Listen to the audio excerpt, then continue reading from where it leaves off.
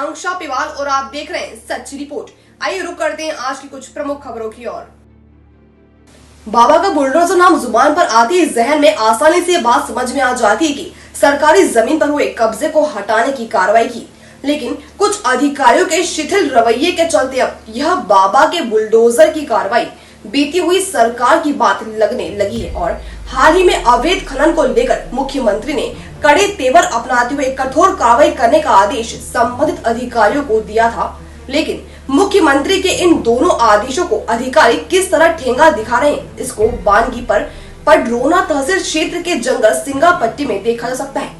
Ceiling के जमीन पर ग्राम प्रधान प्रतिनिधि द्वारा अवैध रूप से बालू का खनन कराया गया है और जब अवैध खनन का मामला तुल पकड़ा तो उसे मानसरोवर पोखरे का नाम देकर छिपाने की कोशिश में ग्राम प्रधान प्रतिनिधि और अधिक फंस गया है। हालांकि यह मामला चुनाव के शुरुआती समय का है। जब मीडिया ने खबर कवरेज किया तो संबंधित अधिकारी चुनाव बाद कार्रवाई करने व मीडिया के कैमरे में बोलने की बात कही थी।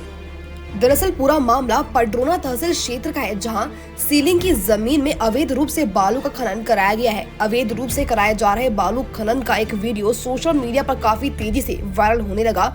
यह वीडियो जब मीडिया के सुर्खियों में आया तो आनन फानन में ग्राम प्रधान प्रतिनिधि कार्रवाई से बचने के लिए संबंधित अधिकारियों को गुमराह कर दिया और इसे मानसरोवर पोखरे का निर्माण कराना बताकर उस समय तो किसी तरह राहत की सांस ली, लेकिन कुछ ग्रामीण इस मामले की शिकायत अधिकारियों से किए तो चौंकाने वाला मामला सामने आ गया। स्थानीय लोगों ने इसकी छानबीन की तो पता चला कि उक्त भूमि 508 घ है जो सीलिंग के नाम से दर्ज है। अब सवाल ये उठता है कि बिना प्रस्ताव के कैसे जमीन में पोखरा या किसी भी प्रकार का निर्माण कार्य हो सकता है। इस तरह की जमीन पर कई पुश्तों से घर बनाकर जीवन यापन कर रहे हजारों लोगों के खिलाफ बाबा का बुलडोजर चलाकर जिला या तहसील प्रशासन खाली करा रहा है, तो ग्राम प्रधान प्रतिनिधि भीम सिंह की मनमानी के खिलाफ शिकायत के बाद भी अब तक कार्रवाई क्यों नहीं किया गया, यह बहुत बड़ा सवाल बना हुआ है और तहसील प्रशासक पर लापरवाही का आरोप भी लग रहा है। हालांकि लोकसभा चुनाव 2024 के पहले ग्रामीणों ने मीडिया से क्या बताया,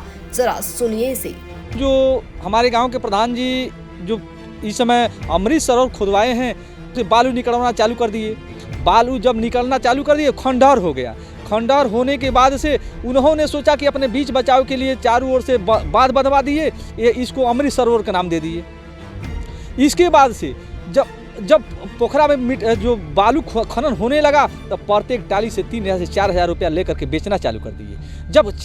जब बेचना चालू कर दिए, जब खंडहर हो गया, उन्होंने सोचा कि हम कैसे बचेंगे तो उन्होंने चारों से बंधा बनवा दिया। इसके बाद से शासन की तरफ से अमृत सरोवर के नाम पे 12 लाख रुपए का पेमेंट करवा लिए। क्या लग रहा है कितना बालू निकला होगा कई टन? अब तो अनुमानन बहुत कम से कम बहुत है, बहुत कुछ कहा नहीं जा सकता है। 40-50 टाली से 400-500 टाली से ऊपर बिका है। क्या लग रहा है ये कौन सी जमीन है, कितनी नंबर की? ये 508 घ है जो सीलिंग भूमि है। इसमें बिना प्रस्ताव के कोई विधिक कार्रवाई नहीं की गई। वो अपने आप से मनमानी सरकारी धन दुरुपयोग करके वो अपना काम कर रहे हैं। हम लोग शिकायत के जिलाधिकारी, उप जिलाधिकारी, वो कमिश्नर महोदय, यानी इसके बाद से मुख्यमंत्री महोदय को हमने शिकायती पत्रापन दिया था। क्या हुआ? इसमें कोई आज तक कोई कार्रवाई नहीं। देखिए, ये अमृत सरोवर बना है, ये गलत जगह बन गया है और यहाँ काफ़ी कोई काम नहीं हुआ है। ये गलत काम किया गया है प्रधान जी के द्वारा। इसमें से बालू निकाल करके पूरे खंडहर कर दिया गया है और इस चीज़ को जो है काफ़ी नुकसान करके प्रधान जी कोई काम यहाँ नहीं करवाए हैं। केवल इसको बालू निकाल करके बेच रहे हैं, बस वही काम हुआ, दूसरा कोई काम नहीं हुआ। ये 512 घ है, 508 घ है और ये सीलिंग की ज़मीन है। चूँकि उनको यहाँ नहीं बनवाना चाहिए, कोई काम नहीं हुआ है, केवल ये बालू निकाल करके बेचे हैं और इसको गड्ढा कर दिए हैं। कोई अमृत सरोवर के नाम से कोई कहीं से कोई काम दिख रहा है तो दिखाइए सर, कोई काम नहीं हो रहा है। केवल बताया गया है कि अमृत सरोवर का नाम से ये पेमेंट लिए हैं, उठाए हैं, काम नहीं किए हैं कोई, और बालू इसमें से निकाल करके बेच दिए हैं। बुलई प्रसाद मेरा नाम है, मैं क्षेत्र पंचायत सदस्य हूँ और इसमें जो है वीडियो वायरल भी हुआ है। इनके उस समय कोई कार्रवाई नहीं हुई जिस समय बालू निकाल कर बेच। हम तो ये कह रहे हैं कि यह बांसी मेला धाम की ज़मीन है। बहुत हजारों बरस पूर्व से मेला लगता आ रहा है और आज भी मेला लग रहा है। करोड़ों लाखों की भीड़ होती है, बहुत दूर दूर से श्रद्धालु आते हैं और यहाँ जो है बिना विधिक बिना प्रस्ताव का और ग्राम सभा में कोई न बैठक हुई न किसी को जानकारी हुआ। यहाँ जो है प्रधान जो है यहाँ निकलवाए बालू और बेचना शुरू कर दिए। वहीं इतने बड़े पैमाने पर बालू खनन कराने का वीडियो सोशल मीडिया पर भी वायरल हुआ, लेकिन अब तक कोई कठोर कार्रवाई नहीं हुई।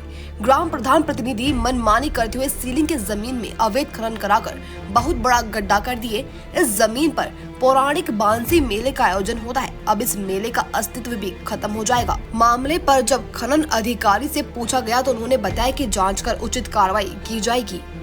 बताया कि तालाब है उसका जैसे मनरेगा पार्क और ग्राम प्रधान द्वारा इसको जैसे तालाब का भराई किया गया है और हम लोगों से पूछताछ कर रहे हैं। जो डॉक्यूमेंट भी उनसे मांगेंगे, जो सही चीज़ होगी उसके हिसाब से कार्रवाई की। पारदर्शी और भ्रष्टाचार मुक्त सरकार की बात करने मुख्यमंत्री योगी आदित्यनाथ के दावे में भ्रष्ट अधिकारी कैसे पलीता लगा रहे हैं, इसकी बानगी भी कुशीनगर के विशुनपुरा ब्लॉक में देखने को मिल रही है।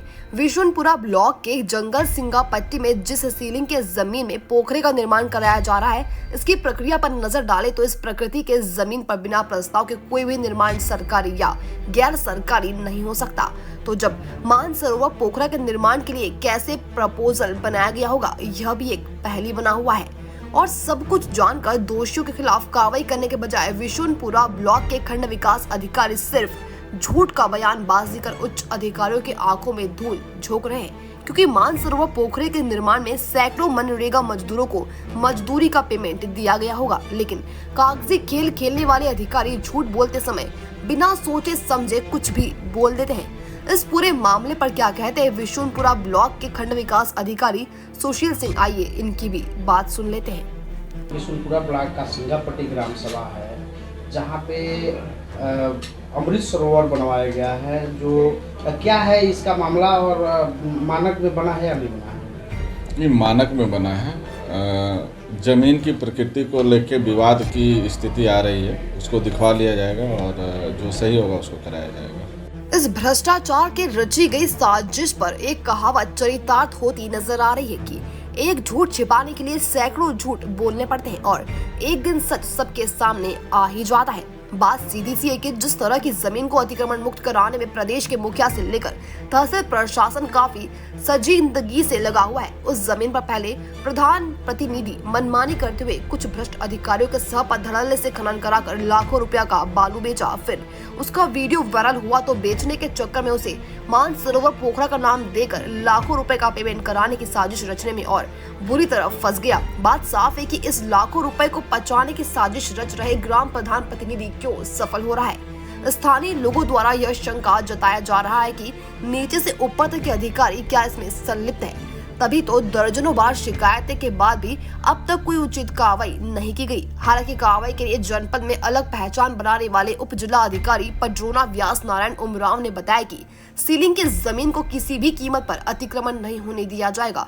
टीम बनाई गई है, जांच पूरी होने पर मीडिया को बयान जारी किया जाएगा। अब देखना है कि इस मामले का संज्ञान कुशीनगर के तेज तर्रार जिला अधिकारी उमेश मिश्रा लेकर किस तरह की कार्रवाई कराते हैं, यह तो भविष्य के गर्त में है। सच्ची रिपोर्ट में अब तक के लिए सिर्फ इतना ही। फिर मिलेंगे नई खबरों के साथ।